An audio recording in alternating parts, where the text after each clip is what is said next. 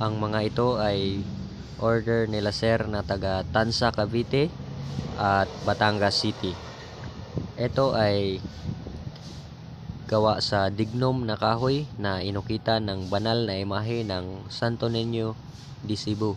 Ginawang kwintas at ito ay hinanapan ko ng paraan para maging matibay na kwintas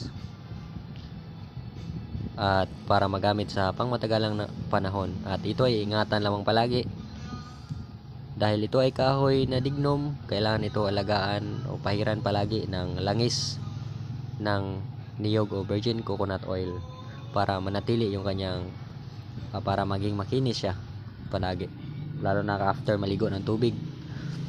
At ito lightning ring size 12.